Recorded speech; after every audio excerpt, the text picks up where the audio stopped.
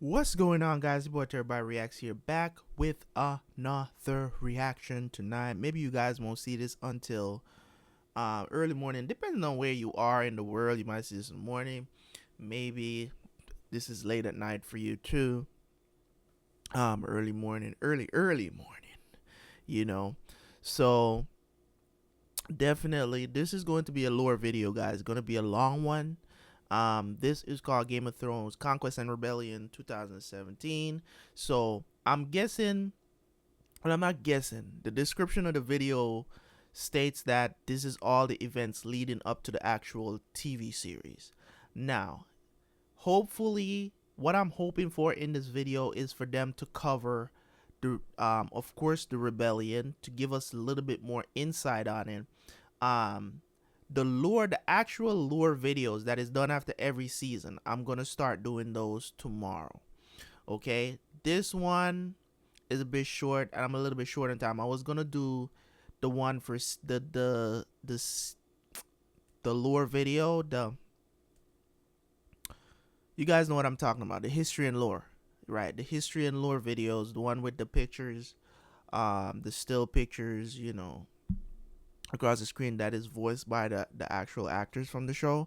That one I'm going to be doing. I'm going to be starting those tomorrow. Hopefully we'll get through all, I think it's 6 or 7 of them, and they're all like an hour long. So I'm definitely going to move on to those starting tomorrow. Okay, so I'm still doing them, so you can stop suggesting them in the comment section. I am going to do them. It's just that I don't have the time to do it right now, as I got home a little bit later than I usually do. And you know, stuff happens. So I started to record a little bit later than I usually do. But thank you guys for tuning in. Of course, let's jump into this. No more time to waste. Let's go.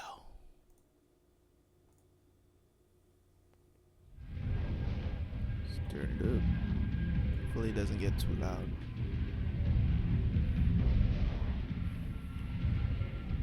Varys. So it's acted out?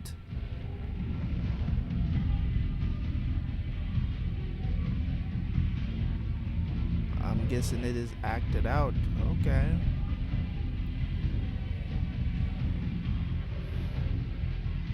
Wow. Is it by the actual actors from the show?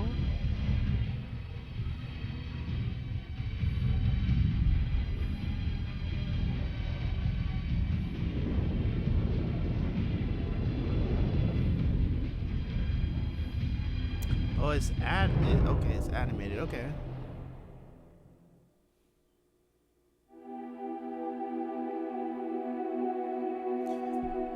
Let me lean back. This world wasn't always so small and petty. Thousands of years ago, while the rest of men prayed to gods, the Valyrians became them. Through magic or sheer will, they mastered the greatest creatures in history.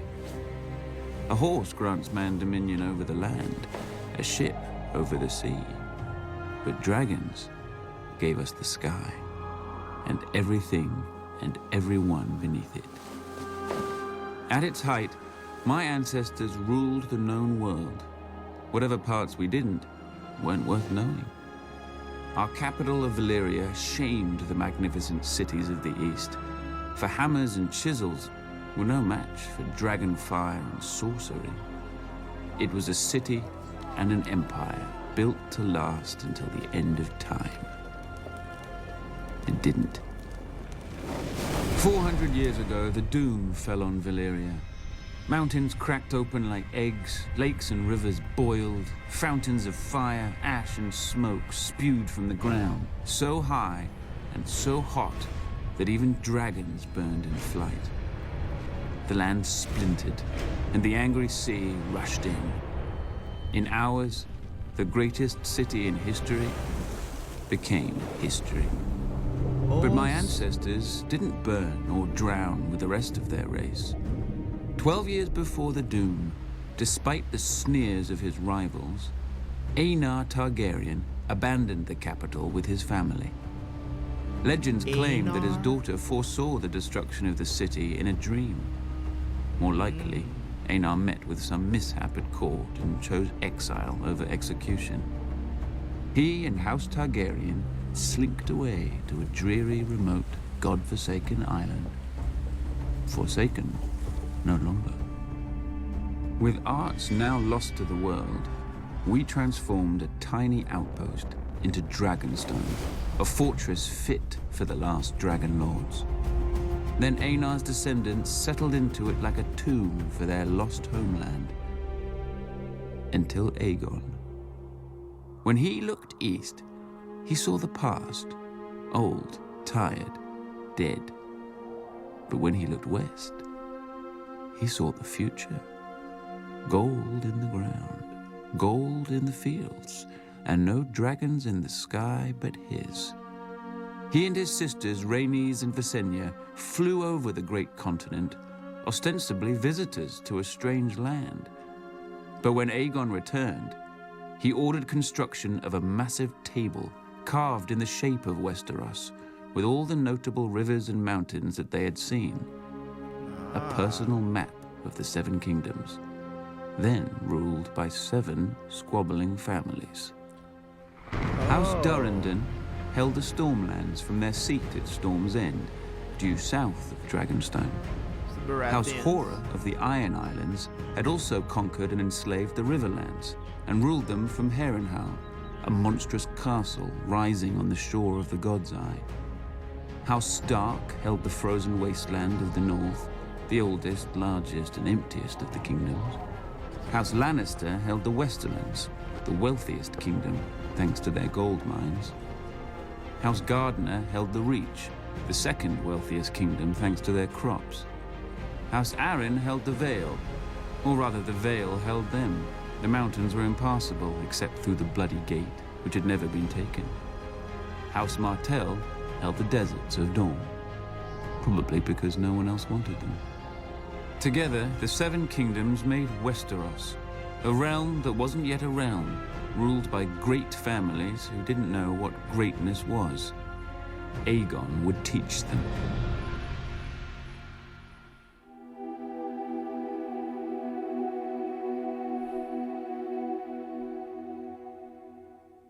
Though House Durrandon titled themselves Storm Kings, they were little more than gusts. Their kingdom in the Stormlands had been doddering to its end for the past few centuries, helped along by other houses, most of all by House Horror, who were nearly finished with a monstrous castle at Harrenhal. Too large and too costly a seat to rule only the Riverlands. King Argilac knew where the Ironborn would soon turn. You'd think a king who wanted to keep his crown would be wary of a man with fire-breathing monsters. But King Argilac Durrandon wasn't called the Arrogant for nothing. Determined to arrest his family's decline, he sent an envoy to Dragonstone to enlist Aegon Targaryen and his dragons against his enemies. In exchange, Argilac offered lands he didn't have and a wife Aegon didn't need. For as the Valyrians did, Aegon had wed his elder sister, Visenya. Then, as the Valyrians didn't, he took the younger Rhaenys as well. 2 sisters, 2 wives. Perhaps that's why he was so keen to get off Dragonstone. Aegon countered Argilac with courtesy. He sent his own envoy requesting that Princess Durrandon's hand be given instead to Aegon's closest friend and rumored half-brother, Orys Baratheon. Argilac answered with a box and a note. "These are the only hands your bastard shall have of me." Inside the box were the hands of Aegon's envoy. How long had Aegon been waiting for such a pretext? As his army prepared to sail, ravens flew to every great lord of the 7 kingdoms. All bore the same message. From this day forth, there would be but one king in Westeros. Those who bent the knee to Aegon of House Targaryen would keep their lands and titles. Those who took up arms against him would be thrown down, humbled, and destroyed. Poor old Argilac. He couldn't even match Aegon in arrogance. Aegon landed at the mouth of the Blackwater River and raised a primitive Aegon fort in the disputed land between Harren's and Argilac's kingdom. so that neither could decide whose problem he was. Adopting the customs of the Seven Kingdoms, Aegon unfurled his own banner with a red three-headed dragon breathing fire upon a black field. Visenya crowned him with a ruby-studded circlet of Valyrian steel, while Rhaenys hailed him as the first High King the continent had seen since the Dawn Age. As his lords and the gathered locals cheered him, Aegon named his loyal friend to a small council, led by Orys Baratheon, whom he called my strong right hand. The title stuck, and a bastard became the first Hand of the King. But for now, Aegon's kingdom contained only a rocky island and a handful of fields. The other kings had larger armies, ships, castles, and thousands of years of rule. But Aegon had dragons. He had chosen for the words of his house, fire and blood. Before he was done, the rivers, fields, and skies would turn red.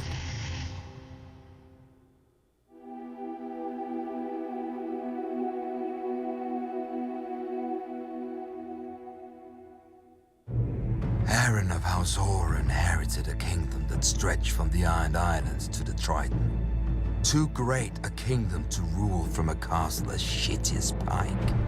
For 40 years, his Ironborn plundered the Riverlands for stone, timber, and slaves to build a seat worthy of him. Legend has it that masons laid the final stone in Harrenhal on the very day that Aegon landed in Westeros. Could have been a divine omen. Could have been the masons wanted to fuck off before the dragons got there. They weren't the only ones. At Aegon's approach, Harren's river lords revolted, led by House Tully. I thought Harren noticed. Harrenhal could repel an army of 1,000,000 men. No ladder could summit its walls, and no ram could shatter them. The castle was as impregnable as an old mate's cunt. Harren shut his gates around himself, his sons, and his Ironborn, and waited for Aegon's army to drain back into the muck. The king. When Aegon finally saw the monstrous castle, he asked for parley. Harren granted it. Valyria had been the greatest empire the world had ever seen. Harren wanted to piss on its ashes. Yield now, and you may remain as Lord of the Iron Islands. Yield now, and your sons will live to rule after you. You see my army outside your walls. You see my dragons. What is outside my walls is of no concern. Those walls are strong and thick. Dragons fly. But stone doesn't burn. When the sun sets, your line shall end. Harren spat and returned to his castle. Once inside, he promised lands, riches, and Tully's daughters to whoever could bring down Aegon or his dragon. As the sun sank below the horizon, all of Harren's men patrolled the battlements, hearing wings in every gust of wind. But the moon rose and sank, and no dragon appeared. While the Ironborn were ringing the battlements, Aegon drove his dragon Balerion higher and higher in the night sky, so that even the great castle of Harrenhal looked like an anthill below them. Then they plunged straight into the castle, well inside the guarded wall.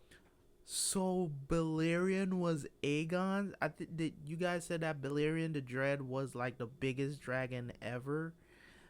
It was like the biggest one ever, right? Because I think that's the big skull that was under the Red Keep. The biggest skull that was under the Red Keep belonged to Balerion. And Aegon was his rider? Oh, that's dope, bro. That's dope. The 5 towers of Harrenhal reached towards Aegon like a hand. Balerion opened his mouth and bathed all the fingers in flame. Harren was right. Stone doesn't burn, but men do, even when they're Ironborn. The dragon blasted my ancestors into ash that choked the survivors when they screamed. Harren's soldiers leapt from the battlements and died. They huddled against the walls and died. They fled across the yard and died. Harren and his sons took shelter inside the castle. The stone didn't burn, but as Balerion blasted it with fire, it glowed white hot.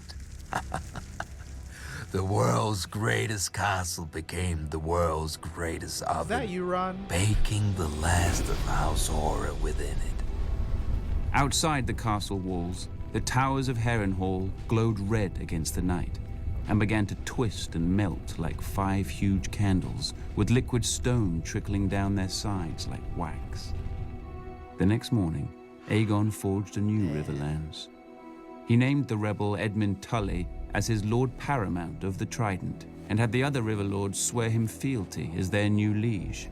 For centuries, House Horror had terrorized the Riverlands. Under House Tully, the Riverlands would at last return to peace and prosperity. Okay, so that's how After the castle Tullys got cooled enough Riverlands. to allow men inside, Aegon ventured into the ruin he'd made of Harrenhal. He saw the ashen bodies, the scorched stone, and the mangled and melted swords of his former enemies. To his men's confusion, he ordered these useless swords collected and sent to his Aegon fort. Is that what he made the Iron Throne of? Oh, that's dope, bro. While Aegon marched on Harrenhal after his coronation, Orys Baratheon had taken most of his forces and his queen Rhaenys with her dragon south to deal with the excuse for the invasion. Argilac the Arrogant, king of the Stormlands.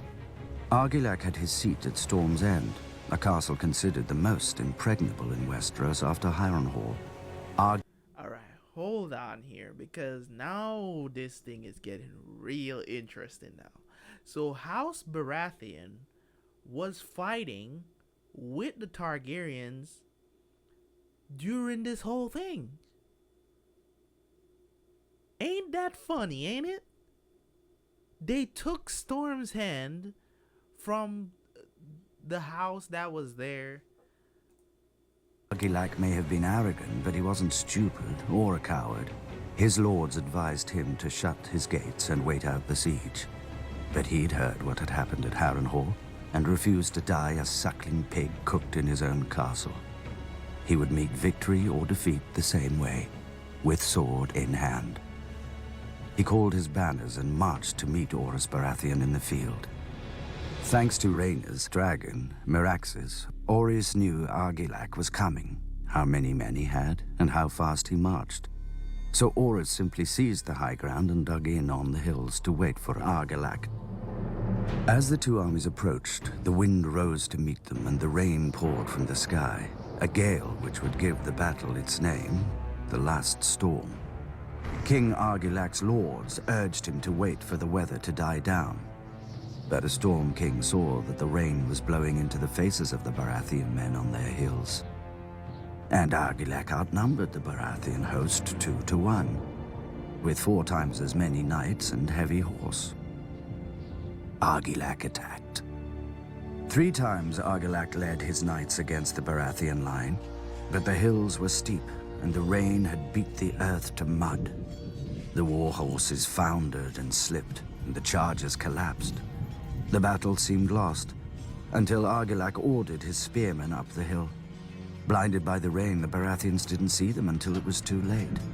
One hill fell, then another, and another, until only one remained in the Baratheon center.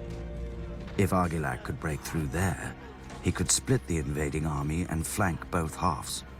Argilac and his men charged, and the Baratheon line broke, revealing Queen Rhaenys and Meraxes. Argilac's vanguard burst into flame and his men panicked. The victory charge fell into chaos, and Argilac himself was thrown from his horse. But he didn't yield. When Orys Baratheon arrived, he found the old king holding off 6 men, another 6 dead at his feet. Damn. Orys dismounted to meet the king on equal footing and offered Argilac one final chance to yield. Argilac cursed him instead. As the storm raged around them, The grizzled old warrior and the bearded upstart fought for life and kingdom.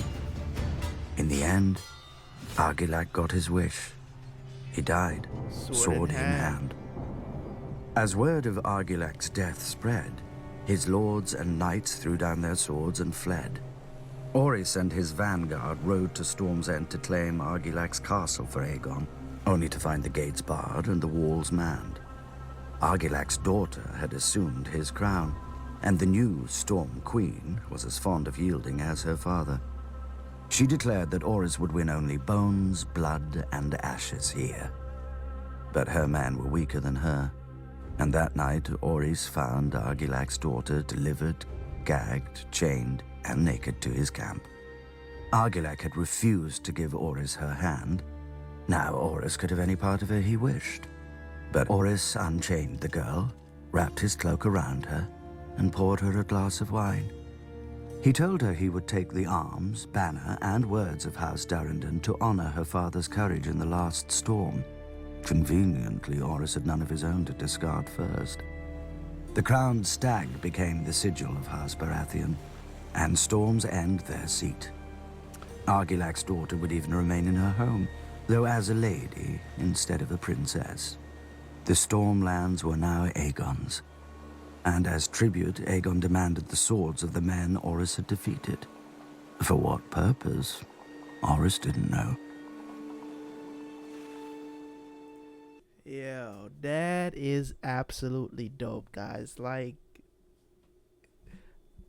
thank you guys for suggesting these videos, man, because this is going into some, even just me just knowing this knowledge, all I can do is just smile, because I've come to now love the show as much as any of you guys. So it's like, it's just crazy now to see the where they're coming from, how Aegon took the Seven Kingdoms, like the little details in there of I didn't even know. I would have thought that at Storm's End that Baratheon was always there, but they were with the Targaryens and they took it, and because of the what was it, the daughter, right?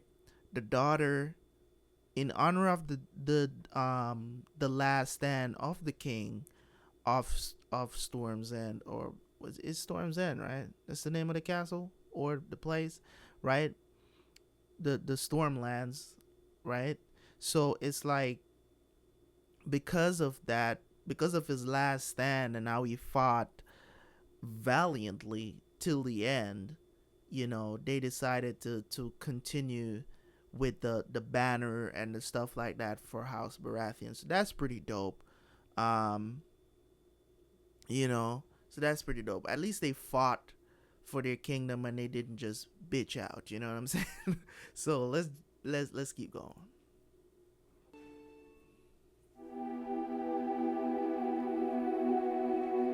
Okay, let me see. How did they take House Lannister?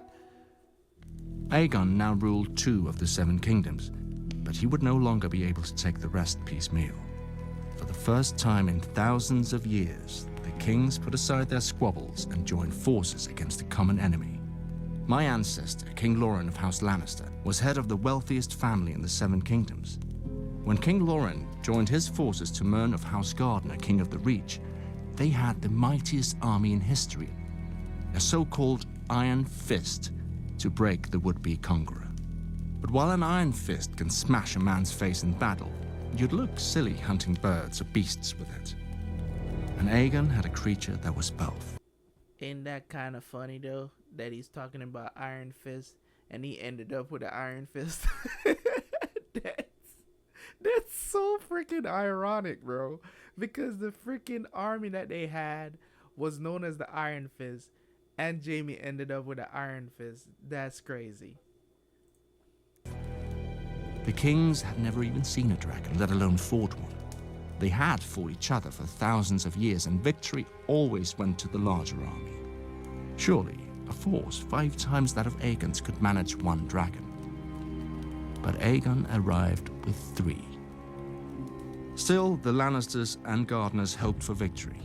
The battlefield they chose was a wide plain with firm ground and clear skies, perfect for archers and mounted cavalry. But neither of the kings spared a thought for why the ground was firm.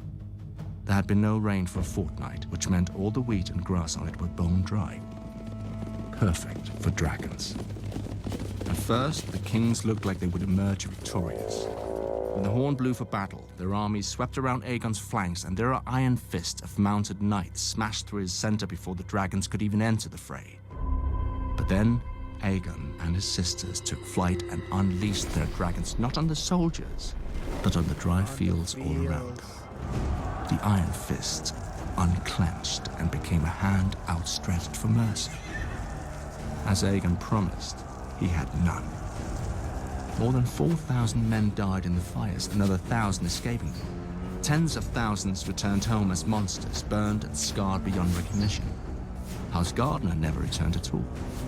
The Field of Fire, as the singers call it, claimed the last of the Gardner line, and House Tyrell rose in their stead as Lords of the Reach and Wardens of the South. As for my illustrious ancestor, when King Lawrence saw the battle was lost, he rode through a wall of flame and smoke to safety, or at least to a heroic capture a day later, where he laid his sword before Aegon and knelt. Aegon, true to his word, spared him and confirmed House Lannister as Lords of Casterly Rock and Wardens of the West. Why wouldn't he? A Lannister always pays his debts, and now we owed our lives to the crown. That was worth centuries of subservience at least. Besides, Aegon had a fetish for collecting swords, not heads. He added Lawrence to the pile his men had retrieved from the Field of Fire and sent them back to the Aegon fort.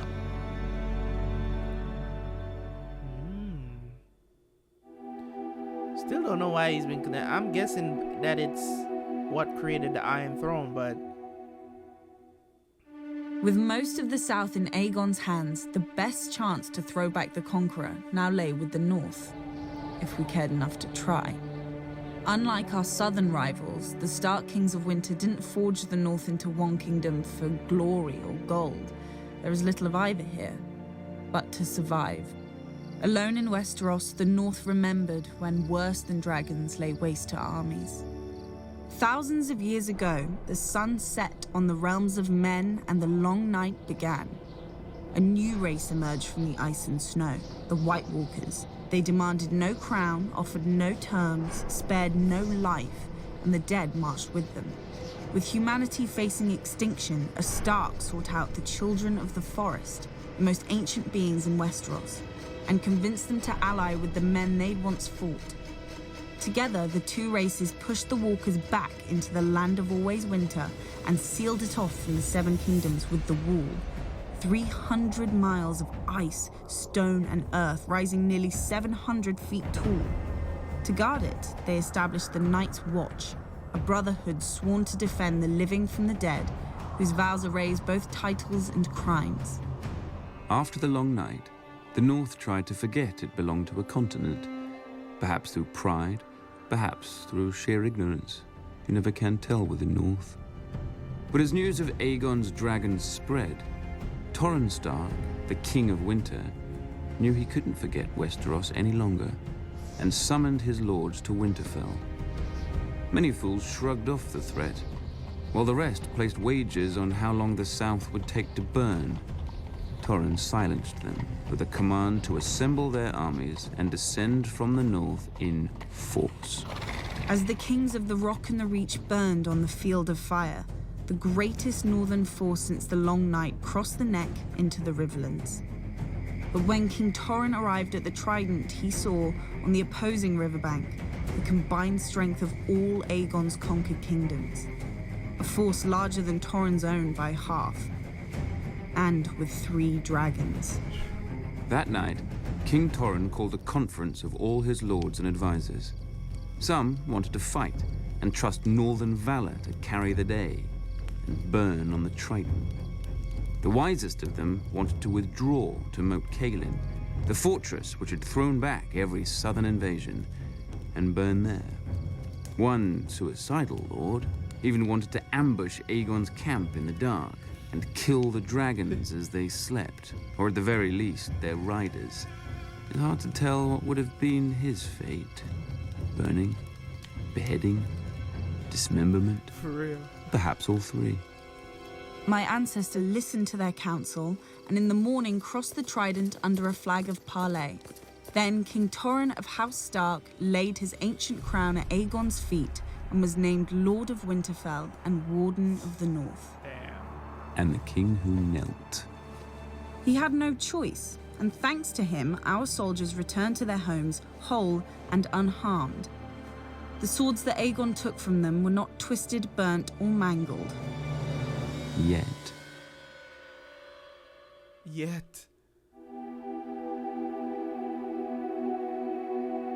Damn, bro. They didn't even fight. The Vale of Arryn was the last of the great kingdoms left, old and proud. Hold on a second. So what I want you guys, because I'm real relaxed right now listening to this, ain't I? What I want you guys to post in the comment section is, what do you think, just watching this, what do you think of House Stark now? Would your perception change of them? I mean, do you think it was the right thing to do? He was between a rock and a hard place. You know what I'm saying? Should he let his soldiers or his people die? You know what I'm saying? In a battle that you probably won't win because it's a combined what now? A combined 3 kingdoms against 1, because they don't look like because I mean the 7 kingdoms are like against each other, and Aegon is trying to unite all of them under one king. So he didn't have the forces to fight, and he just decided to, his men wanted to fight, his advisors wanted to fight, regardless of if it was suicidal or not, they still wanted to fight. But he was like, nah, bro. He just went and surrendered. So let me know if you guys' perception of the Stark house changed because of that, because I mean that's not portrayed in the TV show. So I'm kind of understanding maybe why a lot of people has this grudge and stuff about the Stark house. Maybe it's because of this, because they know about this history, that he didn't even fight. Torrhen he didn't even fight, man. He just like, yo, bro, like, we're outnumbered, whatever, and he just went and just bent the knee. You know what I'm saying? So, and from then it just seems like it's kind of like the Stark house just we'll see. Let's jump back into it, man. Just let me know in the comment section what you guys think about that. House Arryn did what they always did in times of strife. They shut the bloody gate, sealing off the Vale. Then the Queen Regent Shara of House Arryn retreated with her son, the boy King Ronald, into the Eyrie, their family's impregnable fortress. From the top of their mountain they could look down on Westeros far below, its problems hidden beneath the clouds. But one day, Queen Shara entered the outer courtyard to find her young son sitting on the knee of Visenya Targaryen and ogling her dragon Vhagar beside her. Just as he'd asked for another cake at dinner, little King Ronald asked his mother if he could go flying on the nice lady's dragon. Visenya smiled at Shara. So, Shara imagined, did Vhagar. Remembering her manners, Shara asked if she could have Visenya brought some wine or food. She must be tired after such a long flight. But Visenya demurred. Bored with his mother's pleasantries, Ronald demanded an answer. Poor boy. He didn't even understand the question. Shara hesitated for a moment, then asked Visenya, as a mother, if it was safe for the boy. Visenya assured her it was. What choice did Shara have? Whilst her son circled the castle, she collected his little ringlet, her own regent's coronet, and the ancient falcon crown of mountain and vale which the Arryns had worn for thousands of years. Ronald had taken to the sky as a king, but he landed as a lordling. Perhaps he considered his ancient rights a fair trade for a few minutes of flight, as a little boy would. More likely, he didn't even notice the 3 crowns at Visenya's feet, or recognize the swords of his garrison beside them.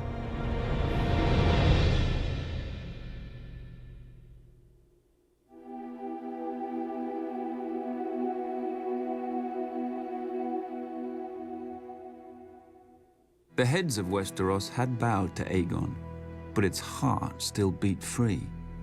Oldtown, the center of the faith of the Seven. There dwelt the High Septon, the father of the faithful, who commanded the obedience of all Westeros, save the savages of the north and their old gods. When Aegon had landed in Westeros, the High Septon had locked himself in the Starry Sept and fasted for 7 days and 7 nights, one for each of his gods. All he received for his trouble was the divine wisdom that if Oldtown took up arms against the dragon, the city would burn, faithful and faithless alike. After the submission of House Stark, Aegon marched towards Oldtown, steeling himself for another battle. But he found the gates open, with the High Septon welcoming him. The pious fool even had the arrogance to grant what Aegon had already won, and anointed the last Valyrian as Aegon of House Targaryen, first of his name, King of the Andals and the First Men, Lord of the 7 Kingdoms, and Protector of the Realm. As if titles meant anything to a man before whom time itself now bowed. The Maesters would hence divide all history into before and after Conquest. Most expected Aegon to stay and make Oldtown his seat. But soon after his coronation, Aegon returned to the mouth of the Blackwater River, where he had first set foot on Westeros. A small town had since sprouted around his primitive fort. To honor their new master, the locals dubbed it King's Landing, though it looked more fit for a hedge so it knot, was named Aegon's with wooden fort. palisades, muddy streets, and piles of mangled swords carted in from every corner of the Conquest. But when Aegon made it his court, wood became stone, black mud was buried beneath a red keep, and the collected swords of Aegon's foes were blasted by dragonfire and became a seat fit for the conqueror and the greatest dynasty this world has ever known. House Targaryen, my family, my throne. Or so it should have been. Yeah.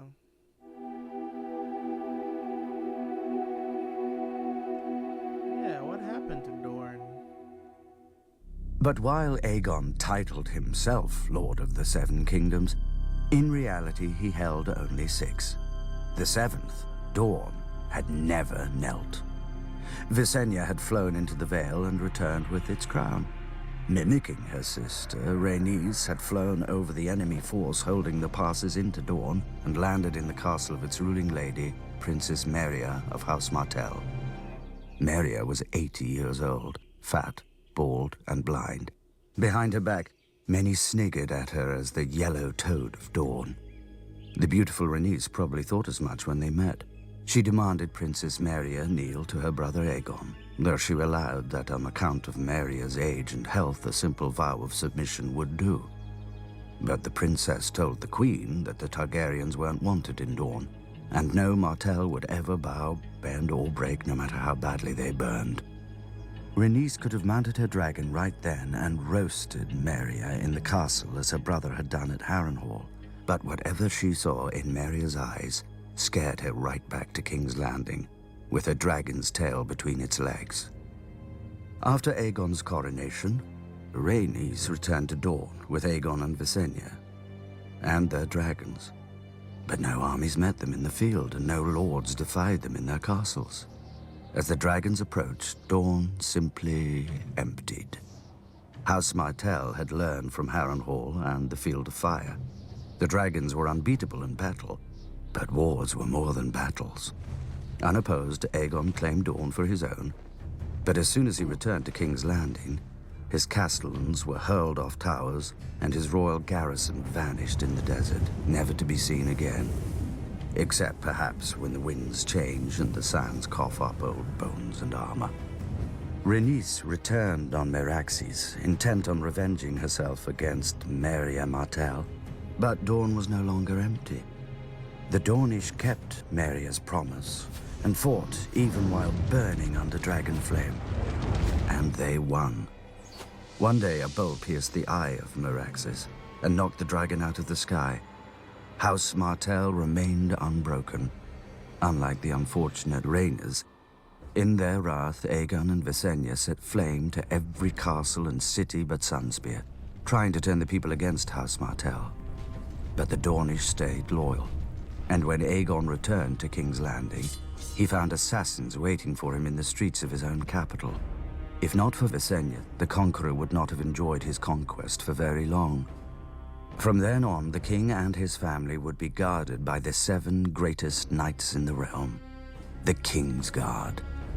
When Maria died in her sleep, her weak and tired son sued for peace. But old Maria had exhausted Aegon as well, and he granted the request. The Targaryens still wanted Dorne, and eventually they would have it, but not at the point of a sword. They would buy it the same way great lords buy anything, with a daughter.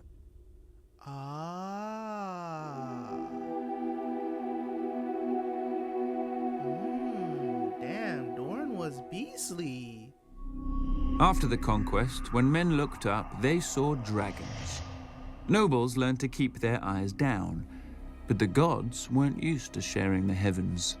When Aegon died, the High Septon led the Faith and its army in revolt, claiming that the Valyrian tradition of wedding brother to sister was an abomination in the eyes of the Seven, though no one could explain where the divine mother and father had come from. My ancestor Maegor the Wise, or Maegor the Cruel as men slander him, put a bounty on the head of every militant priest, and miraculously, the faith soon returned to the sects. With Dorne in the fold and the faith put in its place, none in Westeros were left to oppose my family, so we started opposing each other. In the Dance of Dragons, a Targaryen princess tried to steal her brother's throne. Thanks to her stupidity, most of our dragons died, though one, thankfully, ate her before it did. But even without our dragons, we were still the blood of old Valyria, which proved just as dangerous. One of my foolish ancestors didn't see what separated his bastards from our family proper and legitimized them all on his deathbed. Adopting the name Blackfire, the bastards proved their nature and tried to seize their father's kingdom. And when they failed, their sons tried. When the sons failed, their grandsons tried, until finally Sir Barristan the Bold, Knight of the Kingsguard, slew Meleys the Monstrous in the War of the Ninepenny Kings, ending the last of the Blackfire line. Ultimately, without our dragons and with our blood diluted by commoners, we failed to see the greatest threat growing under our noses. As the saying goes, every time a Targaryen is born, the gods flip a coin. They must have dropped the one for King Aerys, for at first he seemed to have dodged the family madness. But as he grew older, he began to see conspirators everywhere, and where there were none, he worked to create them. As one of his Kingsguard, I saw firsthand that a king who couldn't rule his own mind couldn't rule 7 kingdoms. We endured his reign because we hoped his son Rhaegar would right the realm when he ascended to the throne. But then, Rhaegar proved as mad as his father and snatched Lyanna Stark, daughter of the Warden of the North and betrothed to Robert Baratheon, Lord of the Stormlands. When Lyanna's father and eldest brother demanded justice, the Mad King obliged, laughing as he dispensed it. Unsatisfied with only 2 murders, the Mad King then ordered Jon Arryn, Lord of the Vale, to execute his 2 wards, Robert Baratheon and Eddard Stark. Instead, Jon Arryn raised the Vale in revolt, Ned Stark slipped past royalist sentries and raised the north, and Robert won 3 battles in a single day to unite the Stormlands behind him, only to be defeated by a royalist army and forced to flee, leaving his home of Storm's End besieged. The Hand of the King finally cornered Robert in the town of the Stony Sept and sent his soldiers door to door searching for the rebel leader. But the villagers hated the Mad King and loved Robert, and kept him one step ahead of the soldiers, until only one refuge remained. As the soldiers closed in, all the town bells rang out. Hearing of Robert's plight, our father and Jon Arryn had rushed to the Riverlands and enlisted our grandfather Hoster Tully to help them. Together, they routed the Hand's army and rescued Robert. To celebrate and cement the Tully alliance, our father wed our mother Catelyn, and Jon Arryn took our aunt Lysa. Only a fortnight later, both men rushed back into the field, for the dragon had finally woken. While my father's servants were losing my father's kingdoms, my brother Rhaegar had been cooped up with his mistress, whore, whatever else. I'd call her a distraction. But now Rhaegar came to his senses and returned to King's Landing.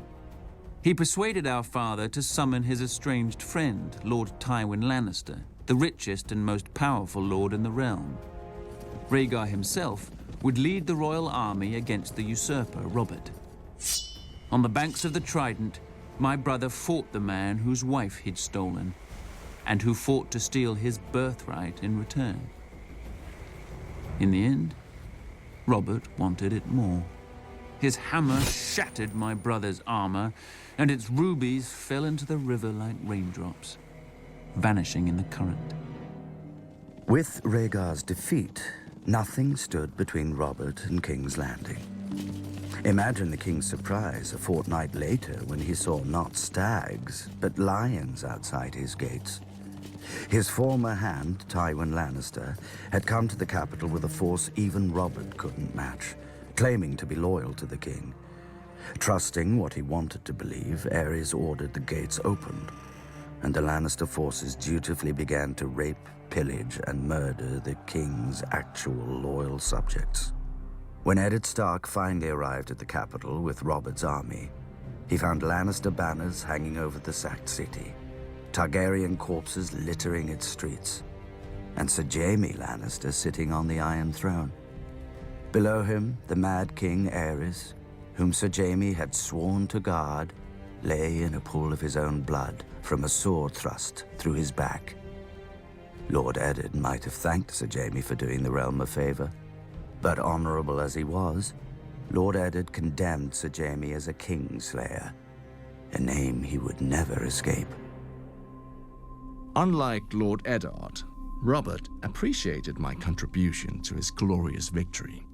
He pardoned me for my crime and even kept me on his Kingsguard beside Sir Barristan Selmy, who'd been wounded at the Trident fighting for Rhaegar. True, both of us had failed to protect our Targaryen charges, but perhaps that's what Robert liked most about us. When my father presented Robert with the bodies of Rhaegar's wife and 2 children, Ned Stark hiked up his skirts and demanded Robert send their killer to Dorne and me to the Wall. But I saw what Ned couldn't. Robert was ashamed of the bodies, and more ashamed of his relief. He knew that Rhaegar's heirs had to die or his throne would never be safe. But glorious heroes didn't kill children. They simply didn't punish their murderers. No doubt I would have suffered a similar fate. But my father had wisely sent me and my pregnant mother to Dragonstone. When the usurper heroically sent men to kill me and my newborn sister to protect his stolen throne, a loyal knight smuggled us across the narrow sea to Essos. And so the last dragons of Valyria, heirs to the greatest dynasty from the greatest civilization this world has ever known, slept in sewers and foraged for scraps in alleyways, one step ahead of the usurper's knives, and one step behind the whispers of his spy master, Varys. But we won't run forever. One day I'll return to my kingdoms with an army, take back my throne, and repay all traitors with the only coin my family knows: fire and blood.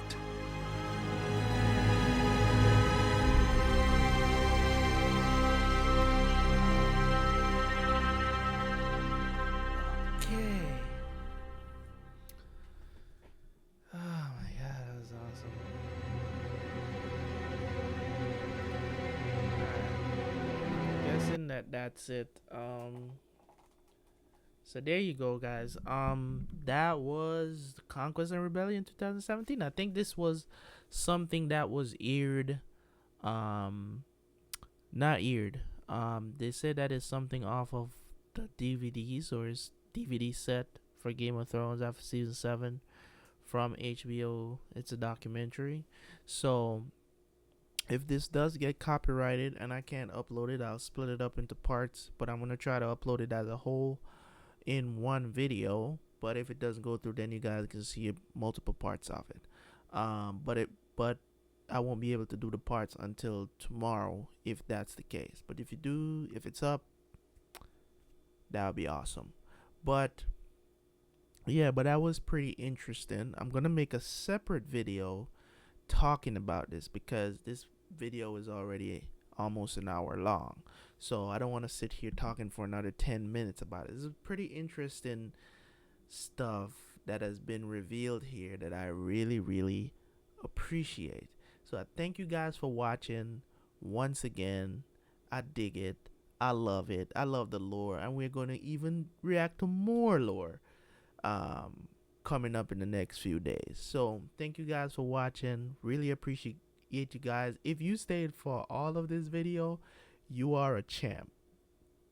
You love me too much. I love you too. Anyways, but yeah, that was pretty awesome. I loved everything that was said, how they told the story. It was pretty awesome. Some little nuggets that I picked up in there. And I'm definitely going to be watching this over again before I make the video on it. Okay?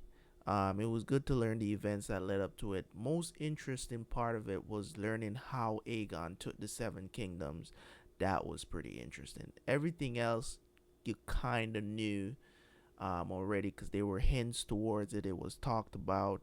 You know what I'm saying? The rebellion, stuff like that.